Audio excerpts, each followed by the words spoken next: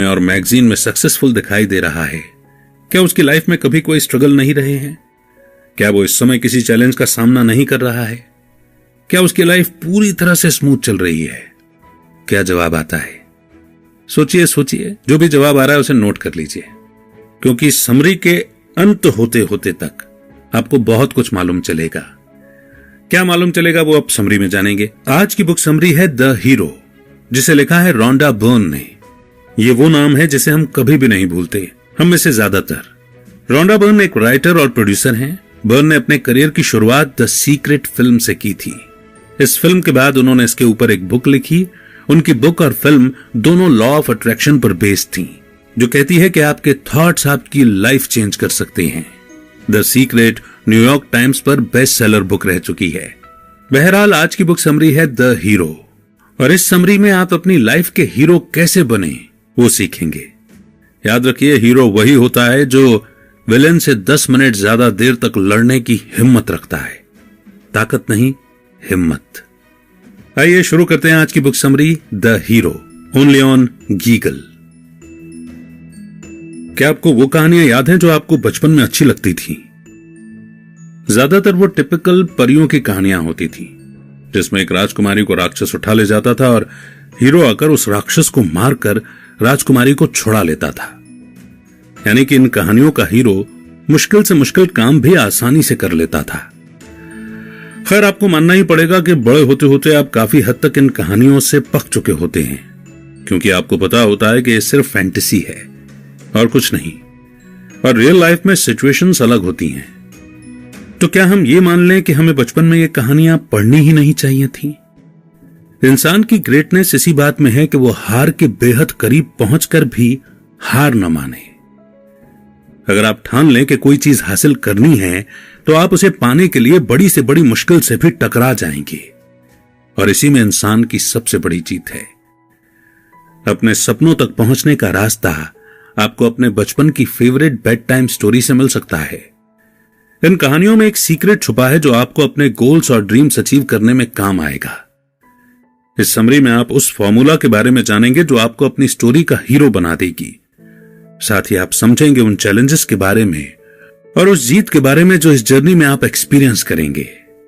इस समरी के अलग अलग किरदार भी आपको बहुत इंस्पायर करेंगे। तो क्या आप तैयार हैं अपनी हीरो वाली जर्नी स्टार्ट करने के लिए? तो आइए फिर शुरू करते हैं द कॉल टू एडवेंचर। जरा सोचिए, क्या होता अगर आपकी लाइफ एकदम परफेक्ट होती? तो आप एक बेहद अमीर परिवार में पैदा हुए होते, आप जो मांगते आपके पेरेंट्स आपको वो दे देते, आपके पास दुनिया का हर ऐशो आराम होता और लोग आपसे जलते। क्या आपको लगता है कि तब आप खुश रहते?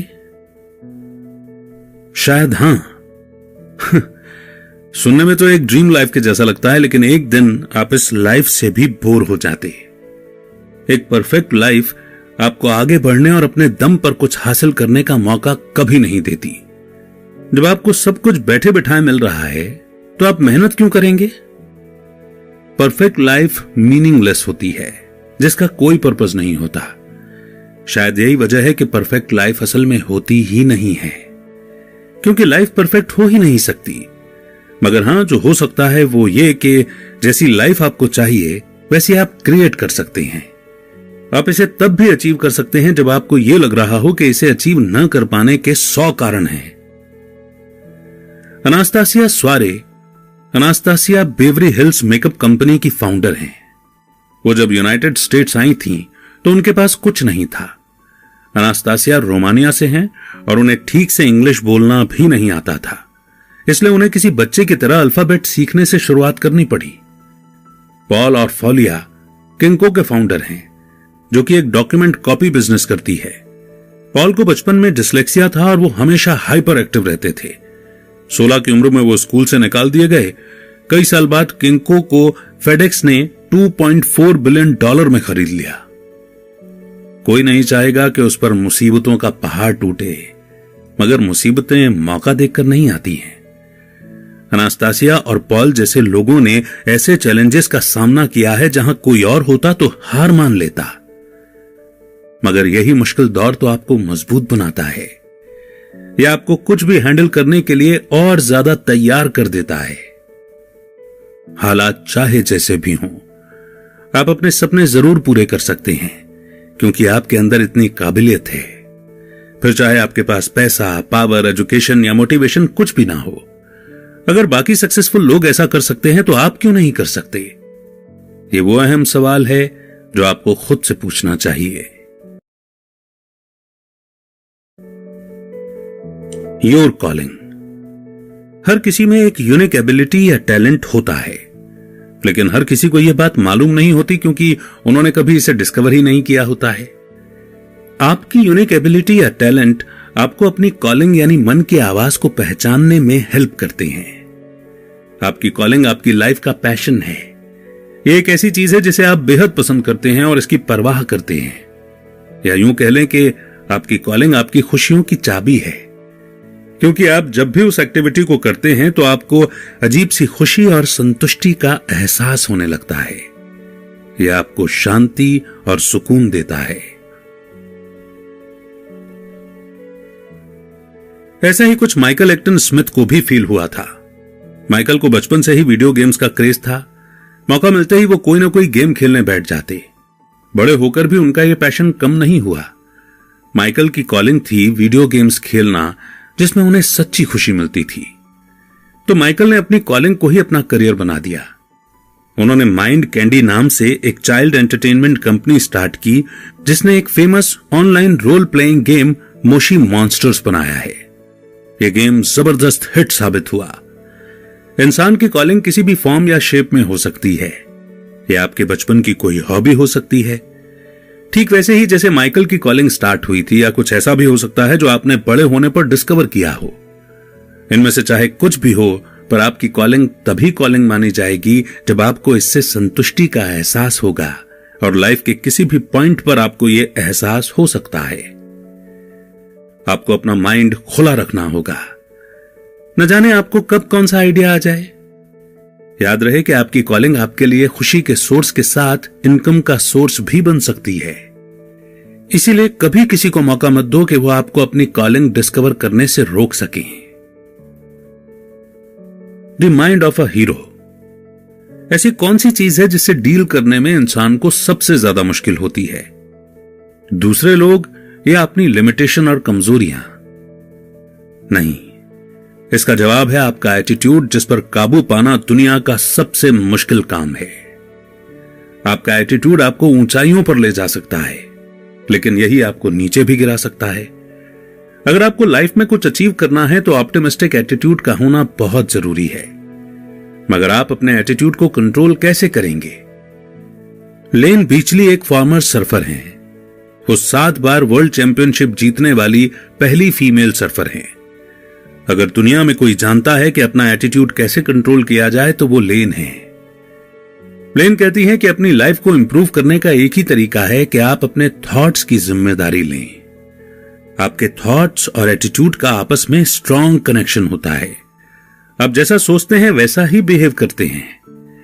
चलिए हम दोबारा लेन का एग्जाम्पल लेते हैं। वो दुनिया की बेस्ट सर्फर्स में से एक मानी जाती हैं। लेकिन अगर लेन अपने करियर की शुरुआत में ही खुद को लेकर बहुत क्रिटिकल हो जाती तो क्या होता? क्या होता अगर वो अपनी गलतियों से घबराकर हार मान लेती? जाहिर सी बात है कि लेन के नेगेटिव थॉट्स नेगेटिव एटीट्यूड ही क्रिएट करते। उन्हें अपनी हार पर गुस्सा आता और कुछ सीखने के बजाय वो अपनी हार के लिए खुद को दोष देना शुरू कर देती। अगर उनका नेगेटिव एटीट्यूड उन पर हावी हो जाता तो शायद वो कभी इतना नाम और शोहरत अचीव नहीं कर पाती। मगर किस्मत से लेन के पास एक हीरो का माइंड है, और हीरो का माइंड हमेशा पॉजिटिव माइंड होता है। अगर उनमें पॉजिटिव एटीट्यूड नहीं होता तो लेन कभी भी इस मुकाम तक नहीं पहुंच सकती थी। लेन की कहानी से हम सीख सकते हैं कि अपनी फीलिंग्स के प्रति हमें अवेयर रहना चाहिए।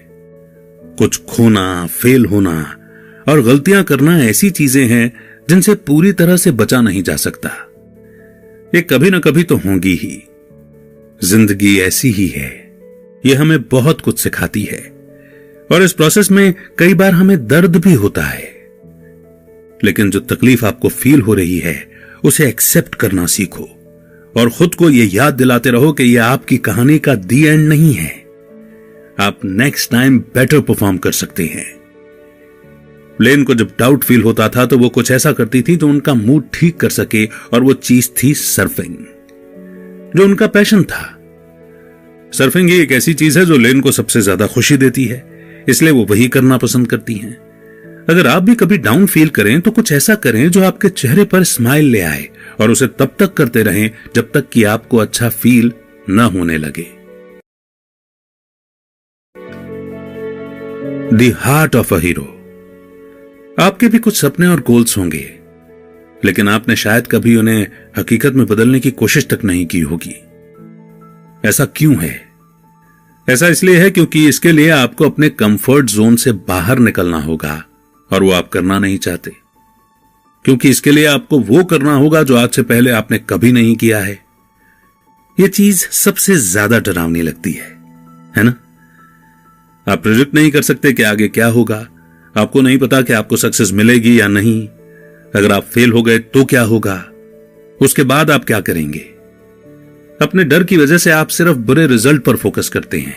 आपको लगता है कि जीत हासिल करना नामुमकिन काम है। जब इतनी चीजें गलत हो सकती हैं तो पॉजिटिव रिजल्ट पर फोकस करना मुश्किल हो जाता है। आपका माइंड ज्यादा सोचने लगता है और मल्टीपल सिनेरियो क्रिएट करने लगता है, लेकिन ये सारे सिनेरियो सिर्फ एक ही रिजल्ट की तरफ इशारा करते हैं कि आप फेल हो जाएंगे। ऐसा कोई रास्ता नहीं है जो आपको इस डर से बाहर निकलने की गारंटी दे सके। हर सक्सेसफुल इंसान आपकी तरह पहले जरूर डरे होंगे, लेकिन उन्होंने अपने डर को काबू में किया होगा, तब जाकर वो सक्सेसफुल हुए। जी हां, आपने बिल्कुल ठीक समझा। डर को हराने का एक ही तरीका है कि उसका सामना करो। यह बात 100% सच है। आप अपने सपनों के पीछे भागने से इसलिए डरते हैं क्योंकि आपके माइंड में कई चीजें एक साथ चल रही होती हैं। आपका माइंड ज्यादा सोचकर आपको नेगेटिव फील कराता है, जिसके कारण आप कोशिश किए बिना ही हार मान लेते हैं। यानी आप पहले से ही सोच लेते हैं कि रिजल्ट बुरा ही होगा। सक्सेसफुल लोगों को भी थोड़ा बहुत हिंट मिल जाता है कि उनका रिजल्ट क्या होगा, पर वो कोशिश किए बिना हार नहीं मानते। क्या आपको पता है कि अपने डर को चैलेंज करके वो क्या सीखते हैं? ये उतना बुरा भी नहीं है जितना उन्होंने सोचा था। हिम्मत तो हीरो के दिल में होती है। हिम्मत होने का मतलब है अपने सभी डर और डाउट होने के बावजूद अपने सपनों को पूरा करने की कोशिश करना। अपने डर को हराने के बाद आपको समझ आएगा कि वो उतना भी डरावना नहीं था जितना आपको लगता था। सोचो, जब आपने पहली बार बाइक या साइकिल चलाई थी, आप डर रहे थे कि कहीं आप गिर न जाएं या आपका बैलेंस न बिगड़ जाए, मगर आप तब तक प्रैक्टिस करते रहे जब तक कि आपको बाइक चलानी नहीं आ गई। बेशक आप सीखने की कोशिश में कई बार गिरे भी होंगे, पर अच्छी बात यह थी कि आपने हार नहीं मानी। आप रुके नहीं, आप फिर से उठे और बाइक पर बैठ गए, क्योंकि आप चलाना चाहते थे ना। The way of the hero. अगर आपके एक्शन का कोई नतीजा नहीं निकला तो आप क्या करेंगे? इस सवाल ने आपको सोचने पर मजबूर कर दिया होगा, है ना? अगर सजा का डर ना हो तो आप जंगलियों जैसी हरकत करने लगेंगे। बुरा मत मानिएगा। एक ऐसी दुनिया जहां पर कोई रूल्स ना हो, कोई लॉज ना हो, वहां रहना शुरुआत में तो बड़ा मजेदार लगेगा, पर यह आपको सुकून नहीं दे सकता है। सोचो कि आपने क्या अच्छे और बुरे काम किए हैं। अगर आप अपने से कमतर या कमजोर लोगों की मदद करते हो तो क्या इसका आप पर कोई असर नहीं होगा? अगर कोई क्लासमेट आपके काम को कॉपी करता है तो क्या उसे सजा नहीं मिलेगी? आपके हर काम का कोई ना कोई नतीजा निकलेगा ही। इन नतीजों के जरिए ही हमें एहसास होता है कि दूसरों को कैसे ट्रीट करना है और एक बेहतर इंसान कैसे बनना है। सक्सेसफुल लोगों के कई प्रिंसिपल यानी कि सिद्धांत होते हैं जिनके अनुसार वो अपनी लाइफ जीते हैं, लेकिन सबसे ज्यादा सक्सेसफुल लोग उन्हें कहा जाएगा जो दूसरों के प्रति काइंड यानी कि रहम दिल होते हैं। हम सब इस यूनिवर्स के बच्चों की तरह हैं। कर्म का सिद्धांत सच में काम करता है। आप जो दुनिया को देंगे वही लौट कर आपके पास वापस आएगा। मान लो आप इस बात का फायदा उठाते हो कि लोग आपको पसंद करते हैं। हो सकता है कि आप ऊंचे लेवल के आर्टिस्ट, लीडर या एंटरप्रेन्योर हो, इसलिए लोग आपकी तारीफ करते हैं और आपको सर आंखों पर बैठाते हैं। लेकिन अगर आप ऐसे लोगों को नजरअंदाज करते हैं जो आप जितने फेमस या खुशकिस्मत नहीं हैं, तो यह बात यूनिवर्स हमेशा याद रखेगा। यूनिवर्स हमारे कर्मों का हिसाब रखती है। आप जो इस दुनिया को देंगे वही आपके पास लौट कर आएगा, फिर चाहे वो प्यार हो या नफरत। काइंड यानी कि दयालु बनना बेहद आसान है। आपको ज्यादा कुछ नहीं करना है, बस किसी का बुरा मत सोचो और बुरा मत करो। किसी के पीठ पीछे उसकी चुगली मत करो। किसी के लिए कुछ करो तो नेक इरादे के साथ करो। ये कुछ तरीके हैं एक हीरो वाली लाइफ जीने के लिए। एक हीरो हमेशा सबकी मदद करता है और आपको भी यही करना है। आपको जितनी ज्यादा सक्सेस मिले उतना ही आपको हम्बल बनना है। ह्यूमिलिटी यानी कि विनम्रता हमें बेहतर इंसान बनने में मदद करती है। अगर आप हम्बल हैं तो आप ज्यादा नॉलेज हासिल करेंगे, क्योंकि आपको पता होगा कि सीखने के लिए अभी कितना कुछ बाकी है। जबकि एक घमंडी इंसान हमेशा अपनी नॉलेज पर घमंड करेगा और आगे कुछ और सीखने की कोशिश नहीं करेगा। अपने सोचने का दायरा बढ़ाना आपको और नॉलेज और समझदारी की ओर ले जाएगा और आप अपने जॉब, टैलेंट या स्किल्स को और भी ज्यादा इंप्रूव कर पाएंगे। The labyrinth. यह कोई नहीं जान सकता कि उसकी किस्मत में क्या लिखा है। दुनिया के सबसे सक्सेसफुल लोगों को भी नहीं पता था कि वो अपने सपने पूरे कर पाएंगे या नहीं। लेकिन उन सब में एक बात कॉमन थी। वो ये थी कि उन्होंने अपना बेस्ट ट्राई किया और किसी भी हालत में हार नहीं मानी। सक्सेस की तरफ आपका रास्ता किसी भूल भुलैया यानी कि लैबिरिंथ जैसा ही है। आप सिर्फ कुछ मीटर आगे तक ही देख सकते हैं, पूरा रास्ता नहीं। आपको यह भी पता नहीं होगा कि आगे चलकर आपको क्या मिलेगा। जिस रास्ते पर आप चल रहे हैं वो आगे जाकर एक डेड एंड भी हो सकता है। ज्यादातर लोगों के लिए यह सिचुएशन काफी डरावनी होती है, इसलिए उन्हें कभी भी वो नहीं मिल पाता जिसकी वो चाहत रखते हैं। सिर्फ सक्सेसफुल लोग ही इस भूल भुलैया से डरते नहीं हैं और आगे बढ़ने की हिम्मत रखते हैं। सक्सेस को टनल यानी कि सुरंग के बजाय एक भूल भुलैया से क्यों कंपेयर किया गया है, इसके पीछे भी एक कारण है। टनल आपको सिर्फ एक ही डायरेक्शन में ले जाता है, जबकि किसी भूल भुलैया में कई रास्ते होते हैं, या यूं कहें कि रास्तों का जाल सा बिछा होता है जिसमें से आपको कोई एक चुनना होता है। अगर गलती से आप डेड एंड में चले गए तो आप कोई ना कोई दूसरा रास्ता चुन सकते हैं। रियल लाइफ में भी सेम सिचुएशन होती है। शायद आपका बिजनेस उतना बढ़िया न चल रहा हो जितना आपने सोचा था। आपको रेंट देना है, स्टाफ की सैलरी देनी है और सप्लाईज भी रखनी होती हैं, लेकिन आपकी कमाई इतनी नहीं हो रही कि सारे खर्चे निकल सकें। यह सिचुएशन भी भूल भुलैया के डेड एंड की तरह है। तो क्या आप हार मान लेंगे? बिल्कुल नहीं। कई चीजें हैं जो आप ट्राई कर सकते हैं। जैसे आप अपनी शॉप के लिए कोई सस्ती जगह ढूंढ सकते हैं या स्टाफ कम कर सकते हैं। अगर ऑपरेटिंग कॉस्ट बहुत ज्यादा है तो आप अपना बिजनेस ऑनलाइन ट्रांसफर कर सकते हैं। इस तरह आपके काफी खर्चे बच सकते हैं। आपकी जर्नी कभी इजी नहीं होगी। आपके सामने एक नया चैलेंज आता ही रहेगा। कई अनएक्सपेक्टेड ट्विस्ट आ सकते हैं, अच्छे और बुरे दोनों। इसलिए आपको फ्लेक्सिबल बनना होगा। अपने गोल पर फोकस करो और कभी हार मत मानो। The supreme ordeal. हमें यकीन है कि आपने मूवीज में यह सीन तो जरूर देखा होगा जहां हीरो का मुकाबला एक बड़े भयानक राक्षस से होता है। हीरो लड़ते लड़ते थक चुका है या शायद उसके जीतने की उम्मीद टूट चुकी है। हीरो फिजिकली, इमोशनली और मेंटली हार मानने की कगार पर है, यानी कि वो कभी भी हार मान सकता है। सक्सेसफुल लोग भी कई बड़ी बड़ी मुसीबतें या टेस्ट से होकर गुजरे हैं। सबसे बड़ा टेस्ट का मतलब है जब इंसान अपनी लाइफ में सबसे ज्यादा चैलेंजिंग सिचुएशन में से गुजरता है जो उसने आज तक फेस नहीं की होती है। जैसे एग्जाम्पल के लिए, एक इंसान जो अच्छा कुक है अपना खुद का रेस्टोरेंट खोलना चाहता है, पर उसके पास इतना पैसा नहीं है कि वो अपना सपना पूरा कर सके। या कोई म्यूजिशियन उस वक्त हिम्मत हार बैठता है जब उसने बड़ी मेहनत से गाने तैयार किए होते हैं, पर कोई भी रिकॉर्ड कंपनी उसका गाना सुनने को तैयार नहीं होती।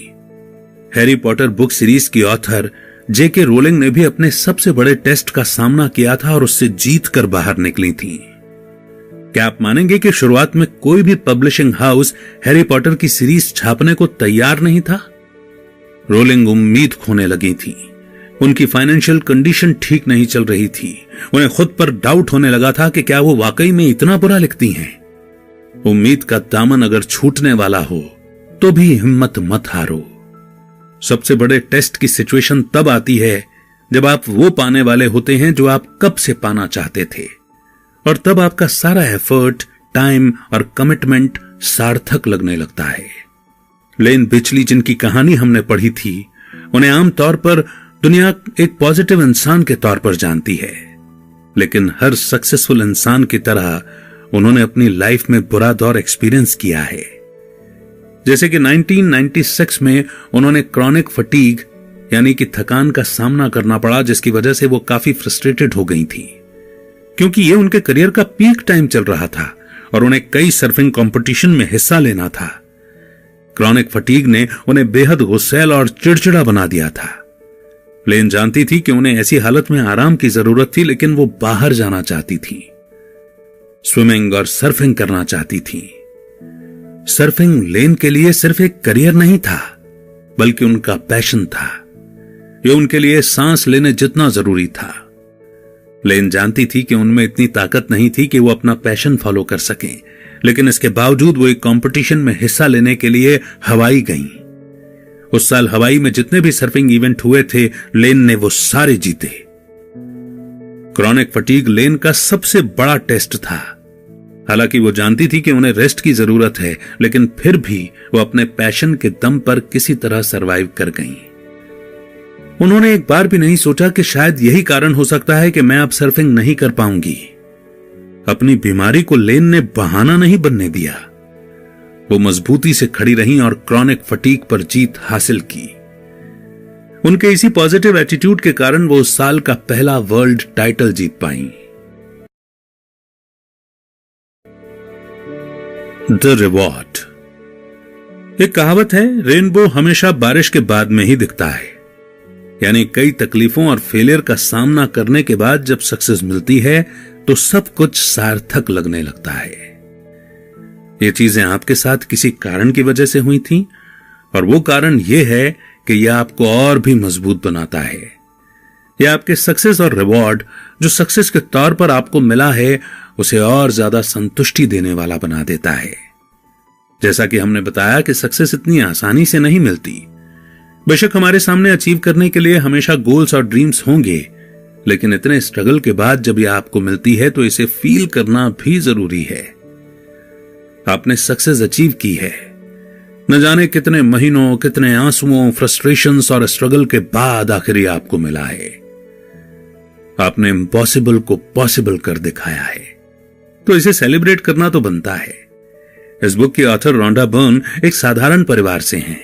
उनकी फैमिली के पास ज्यादा कुछ तो नहीं था, पर उनमें आपस में गहरा प्यार था। रोंडा के पेरेंट्स परिवार की जरूरतों को पूरा करने के लिए बहुत मेहनत करते थे। रोंडा के पिता के गुजरने के बाद उन्हें बहुत इमोशनल और फाइनेंशियल तकलीफों का सामना करना पड़ा। उनके पिता के जाने के बाद परिवार की पूरी जिम्मेदारी रोंडा की मां के कंधों पर आ गई थी। जैसे जैसे वक्त गुजरता जा रहा था, उनकी मुश्किलें बढ़ती गईं। खासकर रोंडा की मां के लिए, जो सबसे ज्यादा स्ट्रगल कर रही थी। उनकी आधी से ज्यादा उम्र तो परिवार का पेट भरने की फिक्र में ही गुजर गई। लेकिन जब द सीक्रेट पब्लिश हुई तो सब कुछ बदल गया। द सीक्रेट एक स्पिरिचुअल डॉक्यूमेंट्री है जो रोंडा ने लिखी थी। उनकी लाइफ की यह सबसे बड़ी सक्सेस थी, जिसे ओपरा विनफ्रे जैसी शख्सियत ने भी नोटिस किया था। द सीक्रेट बॉक्स ऑफिस पर हिट रही थी। ये लोगों के बीच काफी पॉपुलर हुई। लेकिन क्या आप जानते हैं कि रोंडा को अपनी सक्सेस के बारे में किस चीज ने सबसे ज्यादा छुआ था? जब उनकी मां ने उन्हें कॉल किया था और वो रोने लगी थी। रोंडा की मां ने उन्हें बताया कि वो एक मॉल में कपड़े लेने गई थी और उन्हें यह सोचकर रोना आ गया कि वो जिंदगी में पहली बार बिना प्राइस टैग देखे शॉपिंग कर रही हैं। और यह सब हुआ था रोंडा की द सीक्रेट की वजह से। शायद कुछ लोगों के लिए बड़ी बात नहीं होगी, लेकिन जो लोग फाइनेंशियल तौर पर उतने सिक्योर नहीं हैं, उनके लिए तो यह बहुत बड़ी बात है।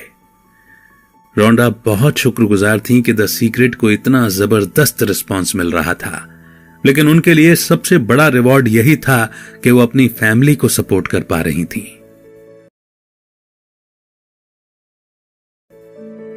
A life worth living. अपने ड्रीम्स या गोल्स तक पहुंचना एक ऐसी फीलिंग है जिसे डिस्क्राइब नहीं किया जा सकता।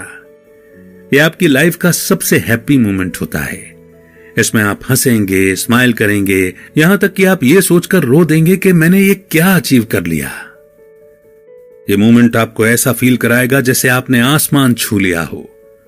एक ड्रीम या गोल अचीव करना आपकी जर्नी का एंड नहीं है, बल्कि यह तो सिर्फ शुरुआत है। आपके दिल के अंदर कहीं कुछ खिलने लगेगा।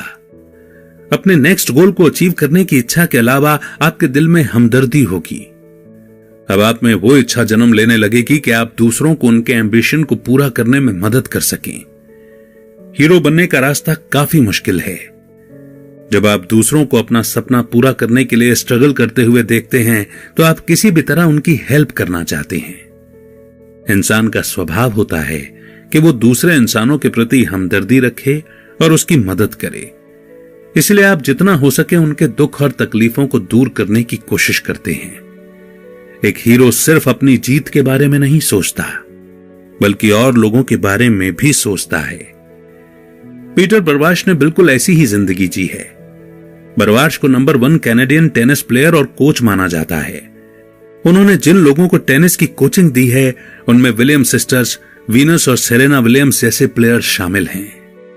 शायद सबसे ज्यादा सेल्फलेस चीज यही होगी कि आप उन लोगों को कोच करें जो आपका रास्ता फॉलो करते हैं। इस तरह आप अपनी नॉलेज और गाइडेंस से उन्हें अपना फ्यूचर ब्राइट बनाने में हेल्प कर सकते हैं।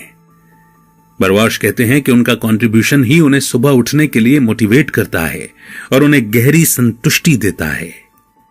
गिविंग बैक यानी कुछ वापस देने का यह मतलब नहीं होता कि आप सिर्फ पैसों से किसी की हेल्प करें, बल्कि आप अपना टाइम और एनर्जी भी दूसरों की मदद करने के लिए खर्च कर सकते हैं और उनके लिए अपॉर्चुनिटी का दरवाजा खोल सकते हैं। इस तरह उनकी सक्सेस में आपका भी कंट्रीब्यूशन होगा। और अब वो मोड़ जिसे हम कहते हैं कंक्लूजन। सबसे पहले तो आपने ये जाना कि कोई भी लाइफ में कुछ भी अचीव कर सकता है। चाहे वो काम आपको कितना भी इम्पॉसिबल लगे, उसे पाने का कोई ना कोई तरीका जरूर होता है। जितने भी सक्सेसफुल लोगों को आप जानते हैं, सक्सेस उन्हें रातों रात यूं ही नहीं मिल गई, बल्कि उन्होंने इसे पाने के लिए कड़ी मेहनत की है। सेकंड, आपने समझा कि आपकी कॉलिंग आपके लिए सक्सेस का रास्ता खोल सकती है। आपकी कॉलिंग कुछ भी हो सकती है जिसे लेकर आप पैशनेट फील करते हैं, जिसे करते हुए आपके फेस पर स्माइल आ जाए। आपकी कॉलिंग आपको और ज्यादा पुश करने के लिए मोटिवेट करती है। अपनी हॉबीज के बारे में सोचिए। आपको सबसे ज्यादा क्या पसंद है? ऐसा क्या है जो आपकी लाइफ को फुलफिलिंग बनाता है? थर्ड, आपने जाना कि एक हीरो हमेशा पॉजिटिव सोचता है, लेकिन इसका मतलब यह नहीं है कि वो हमेशा खुश रहता है, बल्कि इसका मतलब यह है कि वो बुरे सिचुएशन में भी पॉजिटिव सोचता है। पॉजिटिव थॉट्स आपको पॉजिटिव एटीट्यूड से मिलेंगे और यह आपकी जर्नी के लिए जरूरी भी हैं, क्योंकि नेगेटिव एटीट्यूड आपको हार मानने के लिए मजबूर कर देगा। फोर्थ, आपने जाना कि एक हीरो बड़ा हिम्मत वाला होता है। अपने ड्रीम्स या गोल्स के पीछे भागना बड़ा थ्रिलिंग काम है, क्योंकि आपको पता ही नहीं होता कि आप सक्सेसफुल होंगे या फेल। अंजाम चाहे कुछ भी हो, लेकिन सक्सेसफुल लोग कोशिश करना नहीं छोड़ते, जो कि बड़ी हिम्मत का काम है। फिफ्थ, आपने समझा कि असली मायनों में हीरो वो होता है जो रहम दिल हो। आप लोगों को जिस तरह से ट्रीट करेंगे, लाइफ भी आपको वैसे ही ट्रीट करेगी। यानी जैसा बोओगे वैसा पाओगे। अगर बुरा काम करोगे तो बुरा मिलेगा और अच्छा करोगे तो अच्छा मिलेगा। सिक्स्थ, आपने जाना कि हमारे आगे 1000 चैलेंजेस आ सकते हैं, क्योंकि सक्सेस का रास्ता कभी आसान नहीं होता है। इन चैलेंजेस को किसी टनल की तरह नहीं, बल्कि भूल भुलैया की तरह सोचो। लाइफ में प्रॉब्लम्स आती हैं, पर उनसे बाहर निकलने का रास्ता भी जरूर होता है। आपको बस सॉल्यूशन ढूंढना है, उसके बाद सब ठीक हो जाएगा। 7th, आपने जाना कि अपनी सक्सेस को सेलिब्रेट करना भी जरूरी है, यानी अपनी सक्सेस पर गर्व करो। अगर आपने कुछ अचीव किया है तो गर्व महसूस करना भी लाजमी है, लेकिन अपनी सक्सेस को कभी सिर पर मत चढ़ने दो। दूसरे शब्दों में कहें तो ग्रेटफुल और हम्बल बनो, चाहे आपने कितनी भी सक्सेस हासिल कर ली हो। आखिर में आपने समझा कि जिंदगी के असली मायने तभी हैं जब आप दूसरों को आगे बढ़ने में मदद करते हैं। आपको पता है कि सक्सेस तक पहुंचने का रास्ता कितना मुश्किल है। ऐसे में आपकी नॉलेज उन लोगों के बहुत काम आ सकती है जो सक्सेस पाने की कोशिश कर रहे हैं। एक मीनिंगफुल लाइफ का मतलब सिर्फ अपनी सक्सेस को सेलिब्रेट करना नहीं होता, बल्कि इसका मतलब यह होता है कि आप दूसरों को उनके सपने पूरे करने में हेल्प करें। लोग अक्सर कहते हैं कि प्रोसेस पर भरोसा रखो। इसका मतलब है कि आपको यह विश्वास रखना होगा कि अंत में चीजें आपके फेवर में होंगी। लेकिन एक और इंपॉर्टेंट स्टेटमेंट है जो आपको ध्यान में रखना चाहिए, खुद पर भरोसा रखो। आपने अपनी लाइफ को बेहतर बनाने की काबिलियत है। एक्सीलेंस के लिए जो कुछ चाहिए वो सब आपके पास है। इसलिए खुद पर डाउट करना बंद करो और सपने देखते रहो, और फिर देखो कैसे आपका दिन आपकी मुट्ठी में रहेगा। बहरहाल इसी मोड पर यह समरी यहीं पर समाप्त होती है, मगर यह तय है कि जिंदगी के रास्ते में चलते वक्त हमें जिस इंस्पिरेशन और मोटिवेशन की जरूरत होती है, जिन फॉर्मूलास की जरूरत होती है, वो मोटिवेशन और फार्मूलास हमें इस समरी से मिल जाते हैं। कैसा रहा आपका एक्सपीरियंस इस समरी को पढ़ने का, सुनने का? रोंडा बर्न के लिखे किस चैप्टर ने आपके दिल को सबसे ज्यादा छुआ? कमेंट सेक्शन में जरूर बताइएगा, इंतजार रहेगा आपके कमेंट का। नई बुक समरी आप कौन सी सुनना चाहते हैं, आप हमें यह भी सजेस्ट कर सकते हैं। बहुत जल्द एक नई बुक समरी के साथ फिर होगी आपसे मुलाकात। तब तक रखिए अपना बेहतर ख्याल, और हां, औरों तक भी ये नॉलेज शेयर करते रहिए। जय हिंद,